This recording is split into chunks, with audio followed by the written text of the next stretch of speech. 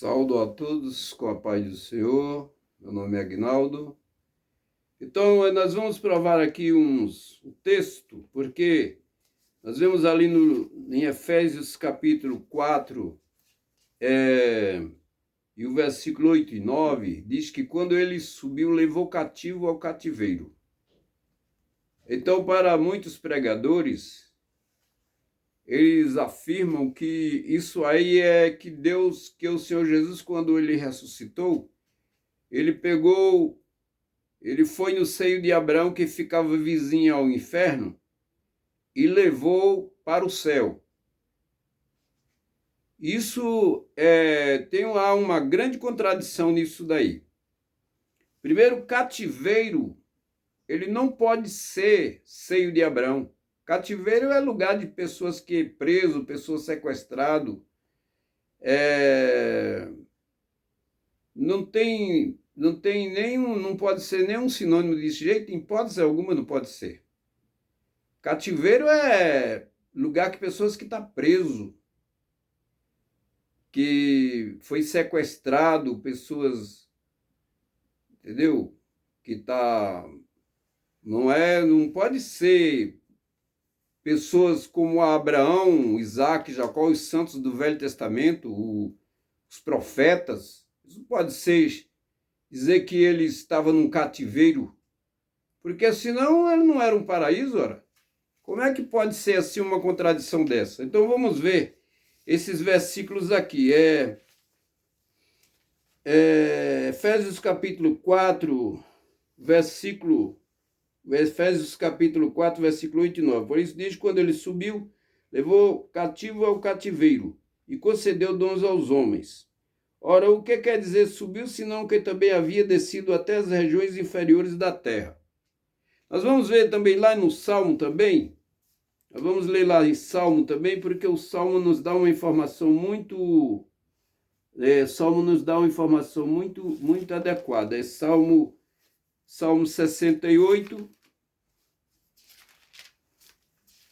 Salmo 68 e o versículo 18. Ele diz assim: subindo às alturas, levou cativo ao cativeiro, e recebeste homens por dívidas, até mesmo rebeldes, para que o Senhor habitasse no meio deles.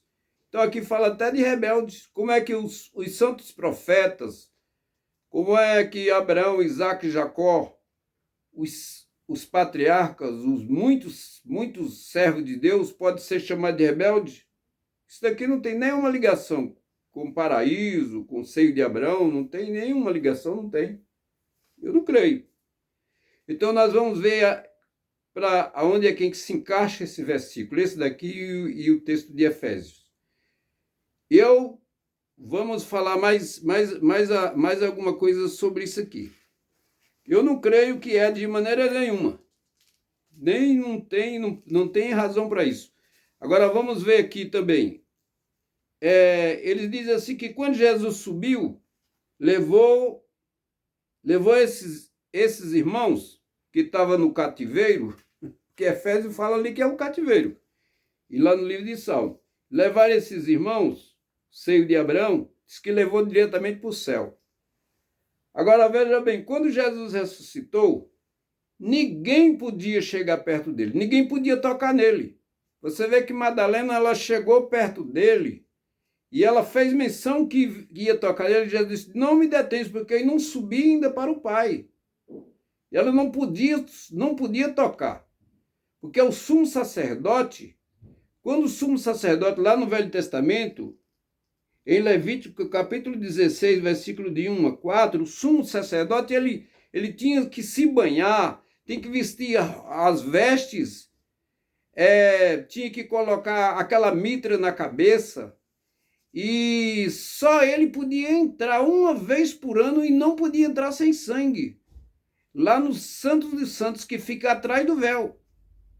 Lá tinha a arca que tinha a presença de Deus. Qualquer outra pessoa que entrasse ali morria. Então o sacerdote, ele entrava lá para fazer o quê? Apresentar o sangue. Ele levantava o sangue, que só era aquele sangue de animal. E o Senhor Jesus, ele entrou no céu com o seu próprio sangue. que é o sangue da expiação que ele é com o qual ele nos redimiu. Ninguém podia tocar em Cristo, ninguém. Aí depois que ele entrou, lá em Hebreus capítulo 6, versículo 19, a Bíblia diz que ele é o percussor. Então ninguém podia tocar em Cristo. Jesus não levou ninguém diretamente para o céu. E também aqui, depois sim, depois que ele entrou aí sim. Mas antes não. E também aqui, outra passagem aqui de João capítulo 3, versículo 13.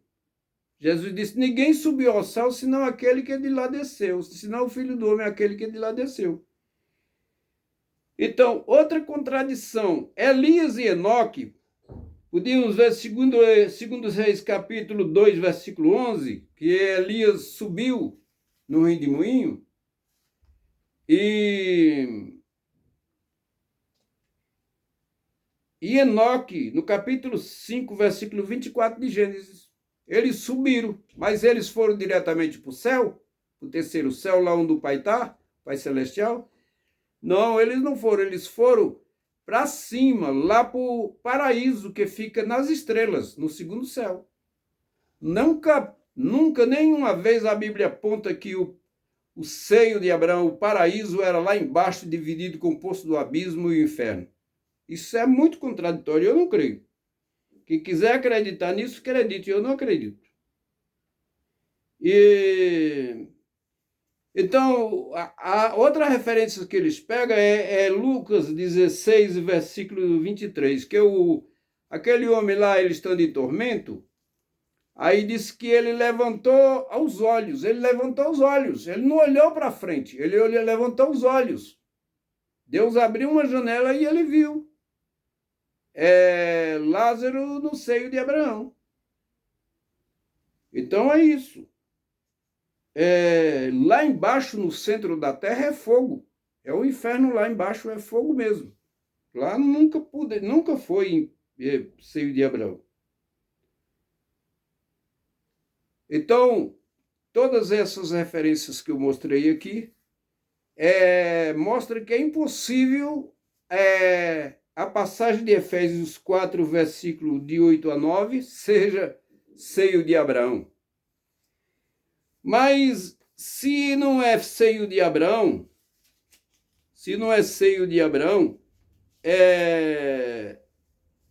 então o que é que ele se refere? Ele se refere a quê? Essa passagem de Efésios aqui, ele se refere a quê? Então, nós vamos ver aqui para 1 Pedro. E eu quero que você preste muita atenção. Preste muita atenção, porque para você compreender. Vamos entender primeiro uma coisa aqui. Lá em Romanos capítulo 5, capítulo 5 e o versículo 13 e 14, a Bíblia diz que o pecado reinou de Adão até Moisés. Já existia o pecado, é claro, mas só que o pecado não é levado em conta enquanto não há lei. Você pode ver lá em Romanos 7, 7 e 8, que o pecado mostra a lei. Que a lei mostra o pecado, perdão. A lei mostra o pecado. E sem a lei, o pecado está morto. Então Deus não puniu os antediluvianos por causa de pecado, porque não tinha lei. E eles não ouviram promessas, não ouviram lei nem graça. O que Noé falava era sobre fazer a arca durante 120 anos. E nós vamos ver aqui, a Bíblia fala isso exatamente. Então eles foram para o inferno lá, estava em prisão, não estava em sofrimento. Por quê? Porque eles não cometeram nenhum pecado. Eles foram desobedientes a Deus, mas não era regularizado ainda. Não tinha lei. Então eles ficaram presos. Eles não ouviram falar da verdade. Por exemplo, Caim. Deus não puniu Caim. Caim matou seu irmão. Se fosse na época da lei, ele ia ser punido, porque a lei era olho por olho e dente por dente. Mas Deus pôs um sinal em Caim e disse: quem ferisse Caim seria vingado 7 vezes. Mas Caim mesmo não foi punido. A Bíblia não mostra que ele foi punido de nenhuma vez. Por quê? Porque não tinha lei. Então os antediluvianos, eles morreram e foram para o inferno, mas ele estava ali não por causa do pecado, mas por causa que eles foram desobedientes a Deus contra a longevidade. Nós vamos ver a parte aqui, como é que ele diz aqui. 1 Pedro, capítulo 3, e o versículo, 1 Pedro capítulo 3, versículo 18. Ele diz assim, ó: por isso também Cristo morreu uma única vez pelos pecados, o justo aqui é Jesus, pelos injustos, para conduzir-vos a Deus, vivos sim na carne, mortos sim na carne, mas vivificado no Espírito. Eles foram mortos na carne, mas vivificados no Espírito. E continuo pregando aqui, continuo olhando aqui, presta atenção, ele diz: no qual também foi e pregou aos espíritos em prisão, nos quais no outro tempo foram desobedientes quanto à longevidade de Deus, aguardados no dia de Noé, enquanto se preparava a arca, no qual poucas, a saber, 8 pessoas foram salvos através das águas. Agora, ele está falando dessa salvação aqui, não é dos 8 pessoas que estavam dentro da arca, ele estava falando aqui das pessoas que estavam em prisão. Os antediluvianos, eles estavam em prisão, não estavam sofrendo. Agora, depois da lei, depois da promessa e depois da lei, e a pessoa morrer no pecado, aí sim, aí ele ia sofrer. Mas antes não.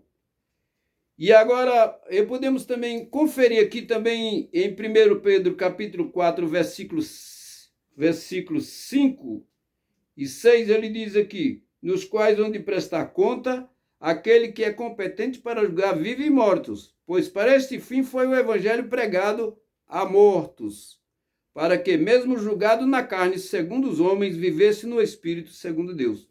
O evangelho foi pregado para quem? Para mortos. Aqui eram os antediluvianos. O versículo 19 e 20 não deixa dúvidas. Pode pegar o versículo 18, 19 e 20, que foi para os antediluvianos que Jesus foi pregar lá. E veja bem, aqui, ó, fazer uma comparação aqui, do versículo 18 aqui, que ele diz assim, ó, ele diz aqui: conduzir-vos a Deus, morto sim na carne, mas vivificado no Espírito. Morto sim na carne, mas vivificado no Espírito. Agora veja aqui embaixo, aqui, na parte B do versículo 6, 4, versículo 6 de 1 Pedro, ele diz aqui, ó: mesmo julgado na carne, segundo os homens, vivificado no Espírito. Morto na carne, aqui, mesmo julgado na carne, segundo os homens, vivificado no Espírito. Deixa eu ver, parece que eu li errado, deixa eu ver aqui.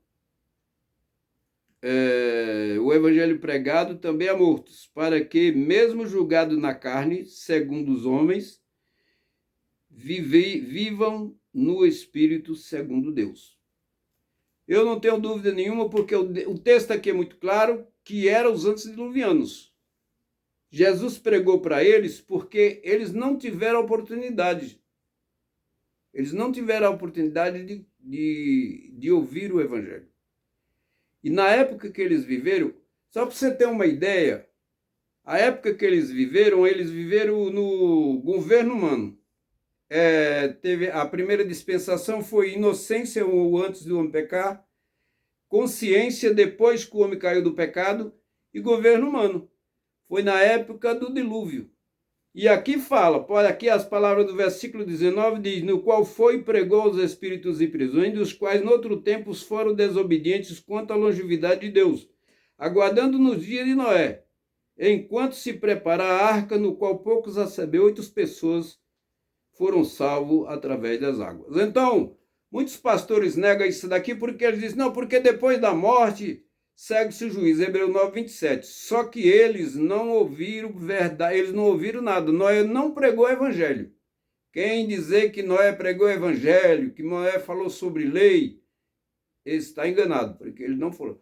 Noé pregava a construção da arca, convidava para construir a arca e para entrar na arca, porque Deus ia enviar a chuva, ia enviar a água de dilúvio sobre o mundo. Era isso.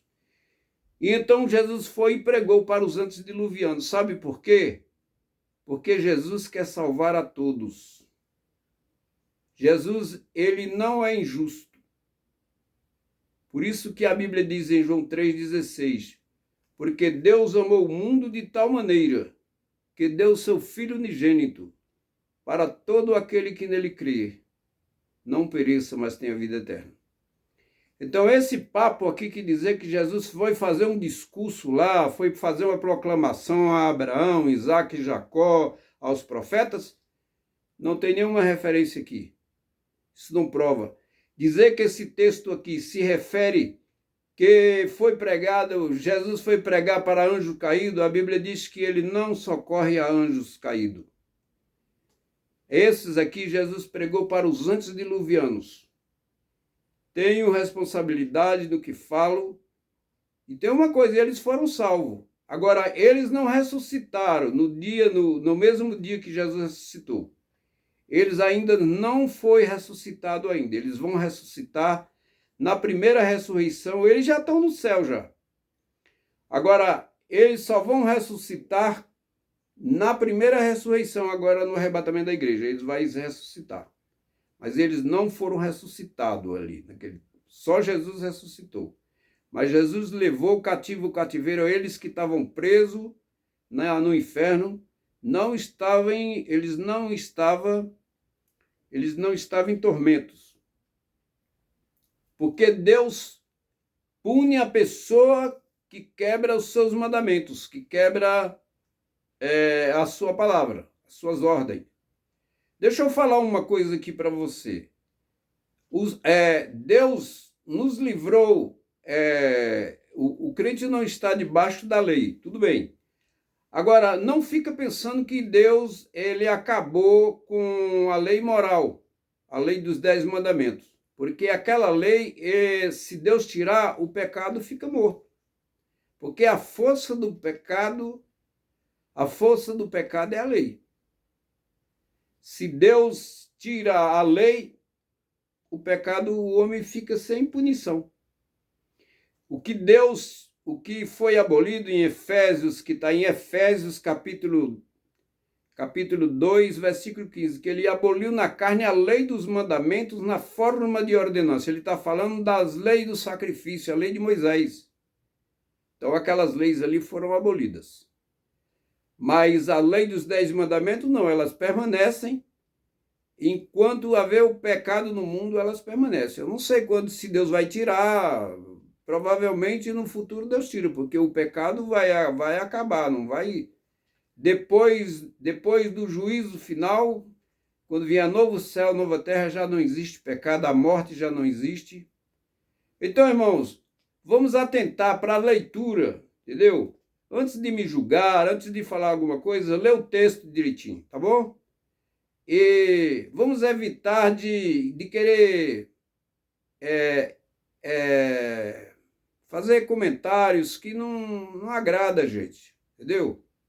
Vamos ser harmônicos, vamos entender as coisas, né? E eu estou falando com responsabilidade, porque eu falo porque eu tenho temor de Deus. E eu não vou falar aqui uma coisa que não é verdade. Eu estou falando aqui porque o texto fala. E os antediluvianos, eles foram salvos, sim. Só que eles não ressuscitaram ainda, mas eles vão ressuscitar no primeiro ressurreição. Então, todas essas maravilhas. E a Bíblia não tem erro. Agora, nós não pode misturar os versículos e querer obrigar que uma coisa seja do jeito da gente, seja se a Bíblia não aceita. Porque a Bíblia, ela tem uma harmonia. Olha, irmão, eu vou falar uma coisa. Eu tenho 55 anos que eu aceitei Jesus. E eu vou falar uma coisa para você. Eu nunca vi uma mentira na Bíblia. Eu vejo gente aí desmentindo a Bíblia. Eu vejo gente aí blasfemando contra Cristo Jesus. Ele nem sabe quanto está perdendo. Vamos, entendeu? O Senhor Jesus, na época, tem pessoas falando blasfêmia contra o nome de Jesus. O Senhor Jesus, na época, no grego, na época, ele chamava Jesus de Jesus. Entendeu? O nome de Jesus é poderoso. Jesus nos atende com esse nome. Entendeu? Vamos respeitar a fé dos outros, né? Vamos exaltar o Senhor Jesus, glorificar a Ele. Jesus é digno de toda honra e toda glória. Ora, Jesus desceu ao inferno para pregar para os antediluvianos. Por que que Jesus fez isso? Porque nós não podíamos ir lá. Quem é que pode ir lá no inferno lá, a não ser no Espírito? Só Jesus tem esse poder. Nós não temos. E Jesus foi lá e pregou. Por que que Jesus pregou? Porque ele ama todos os pecadores. João 3,16 fala isso. Fala, porque Deus amou o mundo de tal maneira que deu seu Filho unigênito, para todos aqueles que nele crêem, não pereçam, mas tenham vida eterna. Jesus ama você. Aceite ele e não fique para a grande tribulação. Suba no arrebatamento da igreja e que Jesus abençoe. Amém.